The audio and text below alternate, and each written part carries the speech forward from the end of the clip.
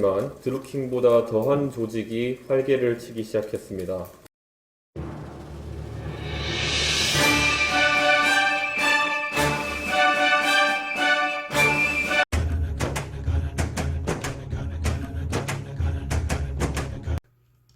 안녕하세요. 정치를 품격 있게 풀어주는 정치클래스TV의 신상만입니다. 오늘 다룰 이야기는 미래통합당 이준석 최고위원이 드루킹 조직보다 더한 조직이 활개를 치고 있다라고 발표를 했어요. 그거에 대한 사실을 한번 확인을 해 보겠습니다. 일단 이준석 미래통합당 최고위원의 발표를 한번 보시죠. 하지만 드루킹보다 더한 조직이 활개를 치기 시작했습니다.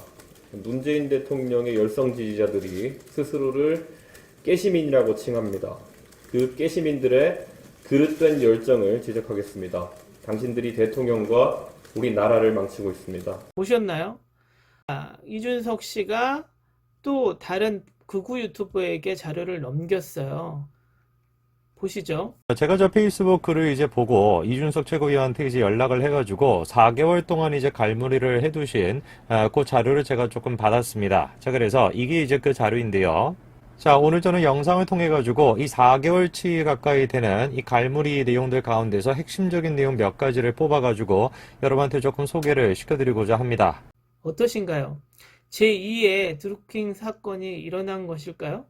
내용을 요약하자면 1000여 명이 되는 텔레그램 방에서 가짜 뉴스를 생산하는 곳에 찾아가 댓글이나 신고를 하자고 더 이상 가짜 뉴스를 생산을 하지 못하게 막자는 모임에 대한 이야기를 하고 있는 것 같아요. 이렇게 해석되는데 아닌가요? 그것을 이준석 의원이 4개월 동안 추적을 했다라고 합니다. 그럼 제가 반박을 해볼게요. 제가 오늘 30분 동안 페이스북에 공유되고 카톡방에 공유되는 여러 SNS에서 찾았던 가짜 뉴스나 극우 유튜버들이 생산하는 뉴스들, 그리고 단 1시간도 아닌 30분 만에 찾은 것들을 한번 보여드릴게요.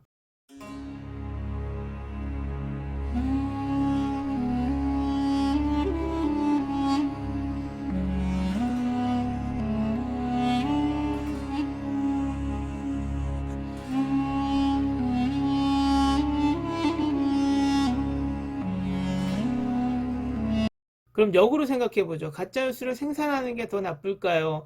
가짜뉴스를 근절하게 하는 행위가 더 나쁠까요? 아주 너무나 기본적인 질문입니다. 그럼 다시 질문을 바꾸겠습니다.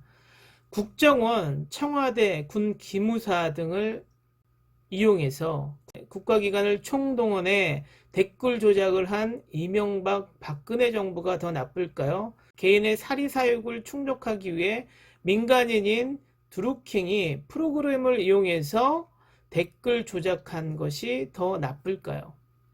결론은 둘 다 나쁘다.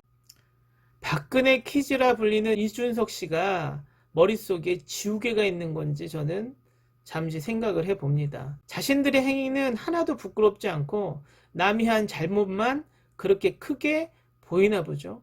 지금 코로나19 때문에 정치인들이 혼란을 주고 네 편 내 편 가리며 총선용 편가르기를 시도하는 게 뻔히 보이지 않습니까?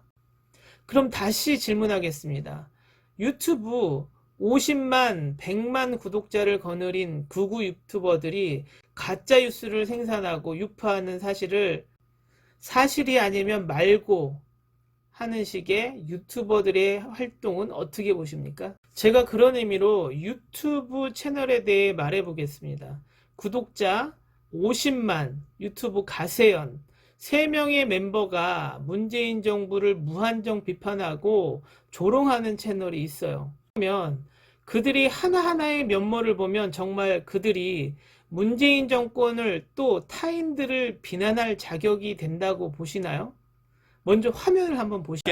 왜냐하면 그때 대깨문들이 반일운동할 때 유니클로 얼마나 공격했어요. 유니클로는 심지어 전범 기업도 아니에요. 그냥 일본 국적의 기업이면 다 공격해야 그때 되나요? 막 노노재팬 해갖고 유니클로 앞에서 시위하고 막 유니클로 들어가는 막 손님들한테 유니클로가 아무 잘못이 없는데 대한민국 사람들이 그냥 피해를 준다. 유니클로 임원의 발언 때문에 한국인이 화가 나서 더 강렬하게 일본 제품 불매운동을 했다는 것을 그들만 몰랐나 봐요. 누가 보면 유니클로의 홍보대사인 줄 알겠어요. 또 유니클로가 이번에 대구 마스크 지원에 관해서 좌파를 연결해서 비아냥을 하고 있어요. 유니클로의 대구 마스크 지원은 인도적으로 고맙지만 그 이면에는 그동안 불매운동을 하는 한국인들의 인식을 조금이나마 돌이켜보자는 마음이 내심 깔려 있겠죠. 그래서 그런 사람들이 또 마스크는 받으러 갈 거 아니야. 아, 진짜 뻔뻔한 인간들. 네. 왜냐면 좌파들은 뻔뻔해서 또 받으러 갈 거야. 그럼요. 네. 당장 뭐 내가 자기 살아야 일본 놈한테 되니까. 받으러 가는데 이럴 거야. 아마. 네. 자, 그들의 썸네일을 볼까요? 모두 문재인 정권의 조롱과 연예인의 가십 기사로 꽉 차 있어요. 그럼 그들은 이런 것들을 지적하고 폭로할 자격이 있을까요? 화면 보시죠. 뻔뻔한 것도 정도껏 해야지 이런 나쁜 것들이 하겠습니까? 각종 음모론을 펼치며 대한민국을 망쳤던 자들이 어디서 감히 그 더러운 입으로 유튜브를 가짜뉴스라고 말할 겁니까? 김세희 씨의 가짜뉴스 생산을 지적하고 있어요. 기자 시절에. 그럼 KBS 저널리즘 J에서 공개된 김세희 씨 기자 시절 뉴스 조작을 한번 보시죠. 출퇴근 시간도 아니었는데 등 뒤에 불룩 튀어나온 큰 가방이 자리를 차지해 다른 승객들의 이동이 어렵습니다.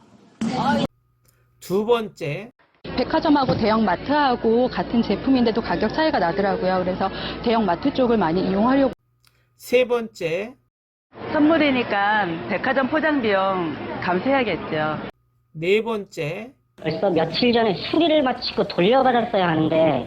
다섯 번째. 들어올 때가 많은데 오히려 이렇게 가격이 내렸다고 하니까 어떠신가요? 이들이 생산하는 지금의 유튜버 뉴스가 신뢰가 가시나요? 그리고 두 번째 멤버 강용석 씨, 고소고발을 무척 좋아합니다. 화면을 보시죠. 그것도 아마 취재 기자분께서 한 분이 핸드폰으로 그냥. 핸드폰 찍어서 제가 좀 멋쩍어서 좀 웃었습니다. 네. 제가. 예. 그런데 이분 얼마 전 엄청 큰 사건이 하나 터졌죠. 폭행 사건을 강간 사건으로 모의하고 합의금을 크게 받자는 내용의 폭로였어요. 강용석 씨가 왜 고소고발을 좋아하는지 이제 알 것 같지 않습니까? 세 번째 멤버 김용호 씨의 얼마 전 뜬 기사입니다. 언젠가부터 김건모 사건을 필두로 서장훈, 유재석, 유명 연예인을 뭔가 있는 듯 폭로전을 계속해 왔어요. 김건모 씨 아내에게 명예훼손으로 고소를 당하셨죠. 세 멤버가 운영하는 가세현 채널, 당신은 어떻게 생각하나요? 이준석 씨가 말하는 1000명 정도 되는 텔레그램 방의 가짜 뉴스들이 더 문제일까요? 아니면 100만, 50만, 30만을 두고 있는 극우 유튜버들의 가짜 뉴스들이 더 문제일까요? 같은 편이니까 그들은 괜찮다고요? 박근혜 퀴즈로 새누리당에 입당해 박근혜 탄핵 때 탈당해서 바른미래당, 그리고 다시 도로 새누리당인 미래통합당으로 들어가 활동하는 이준석 씨. 이번에는 국회의원 꼭 하고 싶은가 봐요. 이번에는 국회의원이 꼭 하고 싶나 봐요. MBC에서 뉴스 조작하다 퇴직하고 유튜브로 뛰어든 김세희 씨. 새누리당 국회의원 하면서 공중파에서 인기 좀 끌었다가 사건 사고 때문에 이제 메인 정치판에서 뒤로 밀려난 강용석 씨. 연예부 기자 그만하다 연예인 폭로전에 재미 붙인 김용호 씨. 전 이들을 아웃사이더들의 안간힘이라고 제목을 붙이고 싶습니다. 오늘은 여기까지 하겠습니다. 코로나19 진정될 때까지 마스크 하시는 거 잊지 마시고요. 감사합니다.